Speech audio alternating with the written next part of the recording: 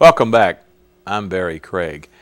In October of 1929, we saw the beginning of what turned out to be America's greatest economic crisis, the Great Depression. It is now October of 2008, and pundits are saying that we're in the midst of our potentially greatest economic crisis since the Great Depression. To put this into some historical context, we have today as our guest Dr. Dave Kreuger, former professor of history here at the college. Welcome back. Thank you. So, as an historian, do you see any parallels between October of 29 and October of 2008? I think one of the parallels is that there is it's a little hard to talk about the crisis of October 1929 because it's a whole series of events that began a little earlier than October of 29 and unfolded over 3 or 4 years. The crisis that began with the stock market crash became a crisis of confidence. It destroyed confidence in the future of the economy because the stock market was seen as the bellwether of the economy.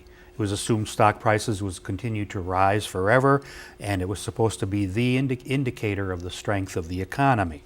Well, the crash, in which stocks lost about 40% of their value in about a month and a half, destroyed that, and the price of stocks went down for 5 years, and in the end, the stocks lost about 89–90% of their value and didn't recover until 1954. In your view, what caused the Great Depression? In my view, what caused the Great Depression, I wish I could give you a simple answer, but I can't. We have plenty of time. We have plenty of time. What caused the Great Depression were a whole series of factors. One was the poor distribution of wealth in the country. By the late 1920s, a middle-class family needed, at the minimum, about $2,500 a year. 70% of Americans made less than that. There were large sectors of people who did not share in any prosperity in the 20s. Agriculture is a good example. The average farm income in 1929 was $248 a year. I can tell you a story about that. Many, many years ago, I was talking to an old farmer in Carlisle County, my wife's home county, and I asked him, I said, Mr. Mosley, what was it like after the stock market crashed? His response was, we couldn't tell. Farm prices were depressed from 1920 on. So he said, you know, and the farm income, by the way, in Kentucky is even less than that. It's just That's correct. Incredibly low numbers. $2,500 is the break even, and we're talking hundreds of dollars. Right. 50% of the income was concentrated in the top 20% of the population. It's about 45% today. So you have a poor distribution of income. Another cause of the Depression was what's sometimes called the gap between production and consumption. It's argued that with mass production we learned how to produce consumer goods, but we did not have the distribution of income for people to keep consuming those goods. They could buy their first car or their first radio. And your numbers you cited have showed that. Yeah. You need disposable income for a consumer economy. International trade was very weak. We couldn't sell our products abroad primarily because we followed protective tariff policies. Protective tariffs were up in the 50% range in the 1920s. We couldn't sell abroad. Foreign countries retaliated. They couldn't sell in the United States. The economic policies followed by the Republican administrations of the 1920s, the so-called Trickle-Down Theory, which is the assumption that if the government provides tax relief to the very wealthy, and in fact the people are very wealthy receive 50% tax cuts from the federal government. People down in the $2,000 range got about a 1% reduction in tax rates. The Trickle-Down Theory, the assumption that laissez-faire, which is alive and well today, the assumption that there are natural business laws, and if the economy is allowed to operate according to these allegedly scientific laws, all will be fine. The government does not interfere. Getting back to trickle economics, I read the other day a comment by John Kenneth Galbraith, the great economist, who described the trickle-down economic theory as the horse and sparrow theory, that if you feed a horse enough oats, eventually it'll trickle down to the sparrows. Well, Galbraith could turn a phrase. He could. well, we could dwell on that, but let's not. The banking structure of the country was extremely weak. There were probably in 1929 over 20,000 banks, and bank failures had been a problem throughout the 1920s. The Federal Reserve Board's control over the banks was weak because not a lot of banks belonged to the Federal Reserve System. And it was voluntary. It was voluntary. There was a get-rich-quick mentality in the 1920s. At first, it was centered in real estate. There was a big mad dash to buy up real estate in Florida. That's when going to Florida in the winter became And a lot of very this popular. land was out in the ocean, A actually. lot was out in the ocean or in swamps, Right. and there was a great boom there. By the mid-1920s, the get-rich mentality had shifted to the price of stocks because of all these new consumer producers like General Motors and RCA, and the list goes on and on and on, Corningware and so on. The prices of stock had begun to rise rather dramatically. And so the profits of the 1920s went into stocks. They didn't trickle down in the form of higher wages to workers. Banks loaned money to people who would purchase stocks. And so the banks became involved in stocks, and it was a good deal to loan money to people who were buying stocks because you could charge a higher interest rates. They were riskier loans.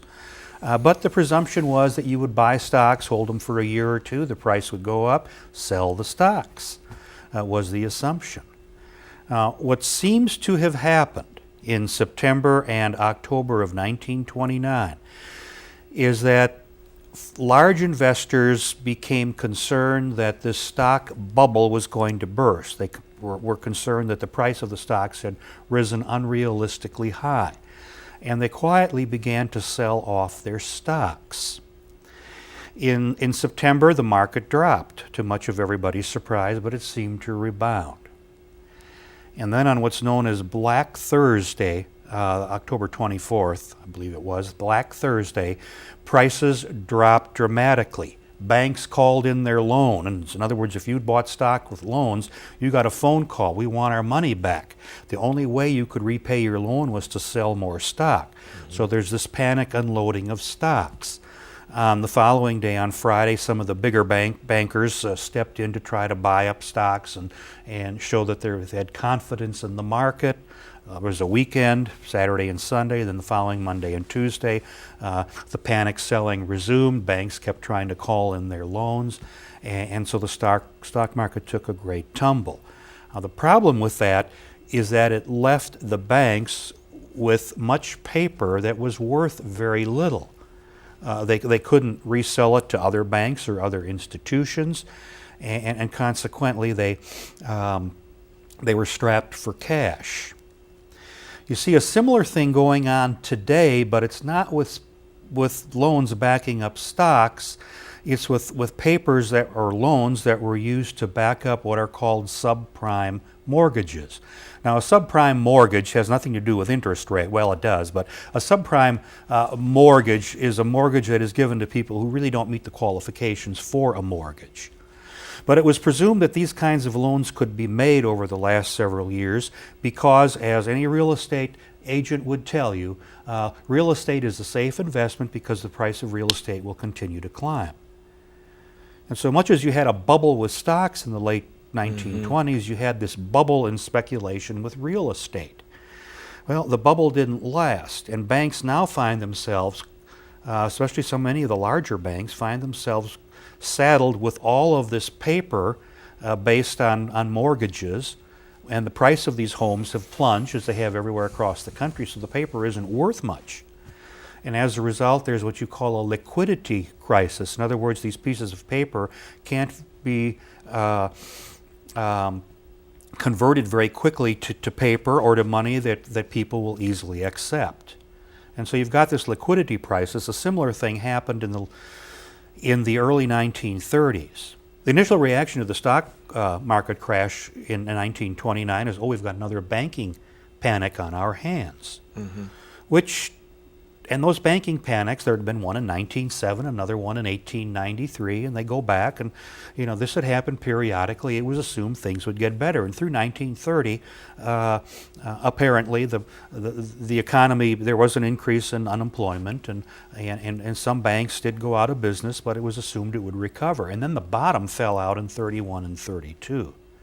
And it fell out for a couple of reasons. Number one, foreign investors began to withdraw their investments from the United States, primarily because European nations, which had never recovered from World War I, were suffering bank failures and unemployment. Number two, the Federal Reserve Board, in an attempt to protect the gold standard which we were on, raised interest rates. And this made credit very difficult to come by. And it's estimated then that between 1929 and early 1932, some 6,000 or 7,000 banks failed.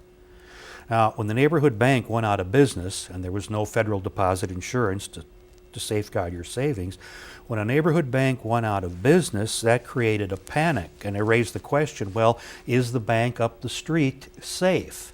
Now, it might have been sound, but nobody knew. And so people began to withdraw their monies from those banks. And the result by the end of 1931 is that the banking industry failed. Banks were shut down, literally shut down across the country. And so there was no credit available. Credit is to a capitalist economy what motor oil is to an automobile engine. It can't run. In the presidential debate and the vice presidential debate, the two Democrats said that a big reason this happened was this spate of deregulation, which we've been going through, that the Republicans have been trying to undo the New Deal, beginning with Reagan forward. Reagan made the famous statement, government is not the solution, government is the problem. In the 1920s, didn't we go through a period of great deregulation as well? Yes, we did. The 1920s was preceded by a reform period called the Progressive Movement, which established the Federal Reserve System, for example. It established regulation of the meatpacking industry, the drug industry, oftentimes with the cooperation of the bigger businesses. World War I, there was much regulation of the economy in order to gear up the economy for war production.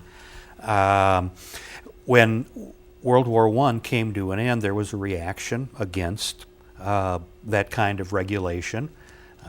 There was a fear that if people became too dependent on the government, the American people would lose their rugged individualism, as it was called at the time. And so as a result, either the regulations that had put into effect were not enforced very well or allowed to expire. Similar things have happened over the last 15 or 20 years. A good example is the repeal of the Glass-Steagall Act, which probably many people have not heard of. You are, however, all familiar with at least one feature of the Glass-Steagall Act, and that's called the Federal Deposit Insurance Corporation, which insures depositors' monies in banks. That remains. But the Glass-Steagall Act placed restrictions on the kinds of activities banks could engage in. It had divided banks between investment banks, those are the ones that are in big trouble in New York City right now, investment banks, they're bankers' banks, and commercial banks, which are the kinds of banks you and I deal with. Well, what happened by the 1980s is bankers were very unhappy with that regulation. In fact, they were unhappy with it when it passed, even though it saved their industry, and felt they ought to have more freedom to act. The collapse of the savings and loan industry should have been a warning sign, but it was not. And in 1990, Glass-Steagall was, for all practical purposes, repealed. Now, Bill Clinton was president. It was passed with what were then Republican majorities in Congress. So both parties were involved in this frenzy of deregulation. And the statement is now being made is that once we get beyond this bailout, if it ever passes through the House of Representatives, then we will consider re-regulating the banking industry. But that remains to be seen. And you think of agricultural policy has changed greatly since the Roosevelt era. That indeed is true. The quota productions, the soil bank things, the government propping up agricultural prices, that indeed has come to an end, and the nature of agriculture has changed. It's now become, we've got these gigantic agribusinesses, and rather which have replaced the family farm. This $700 billion bailout, which is being proposed right now, has a counterpart in a measure that was proposed by the Hoover administration in 1931, passed by Congress in 32. It's called the Reconstruction Finance Corporation, which was funded with about $1.5 billion, which at the time was equal to about 50% of the federal budget at the time. And the plan was to use the Reconstruction Finance Corporation, first of all, to loan money to banks that were in trouble, and also to provide loans to state and local governments that were becoming insolvent. The problem by the early 30s, and this could become a problem for us, is that people couldn't afford to pay property taxes. The values of their houses had plummeted, they were out of work. The Reconstruction Finance Corporation was terribly unpopular.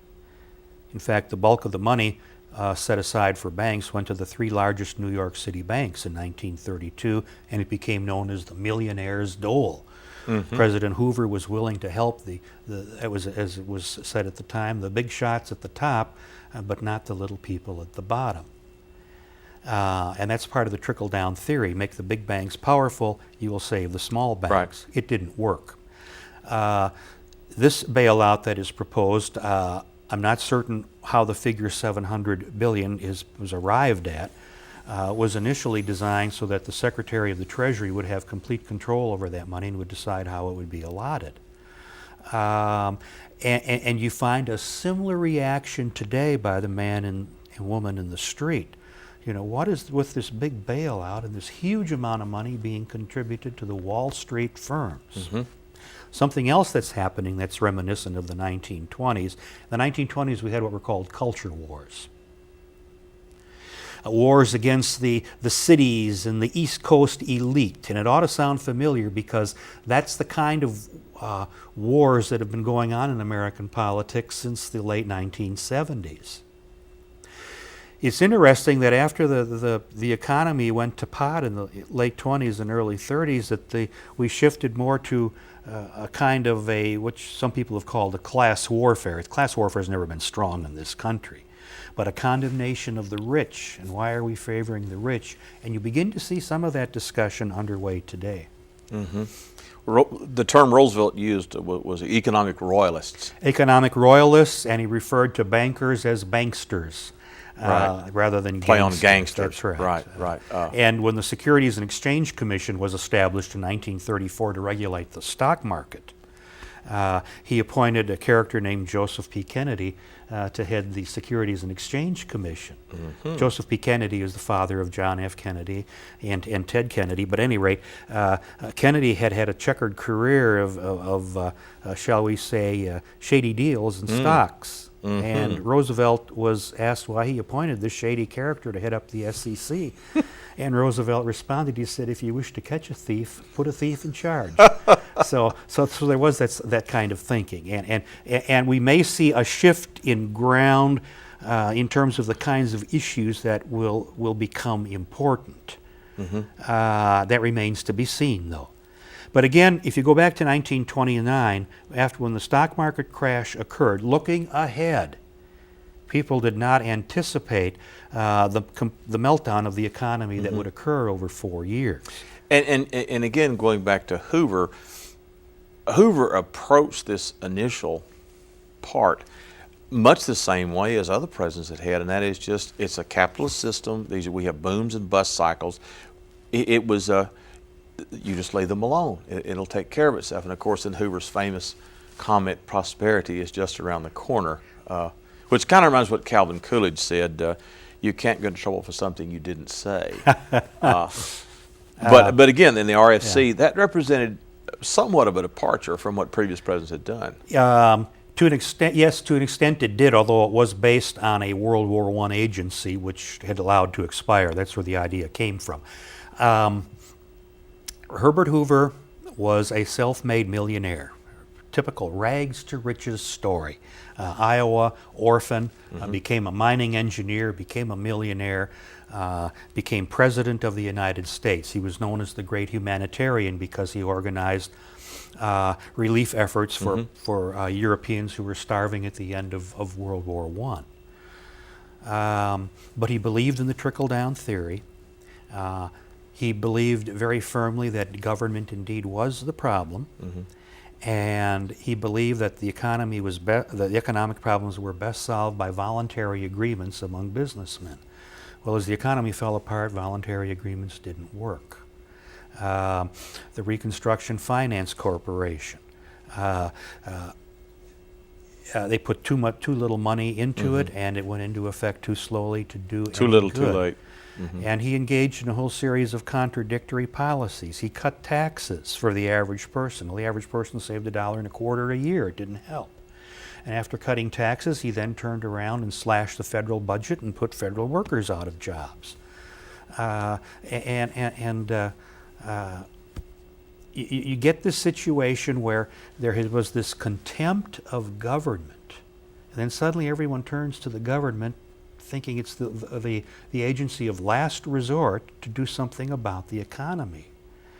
Well, if you pound politicians and you pound government over the head and give all these negative connotations to it, it's a little hard for people to say, well, the government's going to come to the rescue as it is right now. In a sense, the Republicans have hoisted themselves by their own petards, if you want to put it that way. And it's easy to understand why there is skepticism at the Bush plan for restoring some liquidity to the financial system. Well, there's deep skepticism out there. I've been looking at polls, and it's this attitude that one of the polls asked the question, do you think this bailout is just another way of government helping the rich and powerful? And of course, it's just off the charts. Yes, huge percentage that there is not much faith left. Yeah, there is some truth to that, but also regrettably, it is true that if credit is going to continue to be available, easy credit, then you cannot allow these larger institutions to founder, because they unfortunately are the driving forces in the banking industry. It was simply with the repeal of the Glass-Steagall Act, we have allowed all these bank mergers to take place and banks to do business across state lines. So how would you reverse that? Well, I don't know if you can reverse it right now. And it's hard to say if this crisis in all this mortgage paper is going to lead to great economic disaster. There is some concern that if the crisis continues, that foreign investors in the United States, the Chinese, for example, who have enormous investments in the United States, and the Saudi Arabians are even buying our oil abroad, we've had all of this capital flowing out of the country. And the question has been asked, well, what will happen if they begin to withdraw their investments from the United States? We don't raise taxes, but we borrow to support what we're doing abroad and here at home. And so there is that issue, and no one knows. And to make matters even worse, this crisis erupts in the last 2 or 3 months before a major election. Right. Politicians don't like that. Oh, right. What politicians like to do shortly before an election is cut taxes and go back home and tell the people what they've done. Right. And so, yes, there's much concern about this. We've got a lame duck president who is unpopular. If you compare that to the stock market crash and the economic situation of the late 20s and early 30s, it began with a president who was terribly popular, highly respected, Herbert Hoover, the self-made man, the great humanitarian. And initially, his hands-off approach, his trying to be a cheerleader for the economy. And if you've ever seen Herbert Hoover, it's a stretch to imagine him as a cheerleader, but it was accepted. And he became unpopular only as the economy became very bad, and that happened very quickly in 1931 and 32. And going to that election too, Hoover, I guess, had what we call in Kentucky the mully grubs. He grouched, he groused, he scowled, and Roosevelt projected this optimism, the smile, the cigarette holder, and this jaunty angle. Happy days are here again. That indeed was true in the 1932 election. That's when Hoover ran for a second term. He'd won the election of 1928 by a landslide. Even carried Kentucky. He even carried Kentucky, that is correct. But by 1932, he was terribly unpopular and was more a prophet of gloom and doom. In fact, he said during the campaign, he said, if anything more is done to fight this depression, grass will grow in the streets of 100 American cities. And people looked around and thought they already saw the grass sprouting in the streets. Yeah, that's it. Franklin Roosevelt hadn't the foggiest notion what to do about the Depression. No one did. It was unprecedented. But there was the optimism, there was hope, and I think that was such a key. Yeah. One of the things that has changed over the last 80 years, though, that I've been thinking about, and I'm not sure how we approach it today, one of the things that was changed is that the Depression was fought on a national basis, nation by nation. Franklin Roosevelt focused on fighting the Depression in the United States. The debate that's going on focuses on concern about banks and the mortgage market in the United States. But yet, so much this is multinational now. But that is correct. Here we are 80 years later looking for national solutions in what is increasingly a global economy. Now, that is not to say there were not businesses that had global reach in the 20s. There were. Ford Motor Company, today. General Motors, but not like today. The manufacturing base of the country probably was about 45% of the economy was based on manufacturing. It's down into the teens, I believe, in the percentage today, and that has shifted. Nations are losing their sovereignty, in other words, their absolute control over what companies do within their own borders. And so this raises the question of how do you fight this kind of an economic downturn? On the other hand, this could be one of these blips, like the stock market staggered in the late 1980s and recovered. And trying to read the future is difficult. Hoover responded initially to the 1929 stock market crash by saying, well, this is a repeat of what had happened 20 years ago, 40 years ago, 60 years ago. And it turned out not to be. And we're turned out to be out of time. Very good. My guest today was Dr. Dave Kreuger. I'm Barry Craig. Thank you for joining us. We'll see you next time.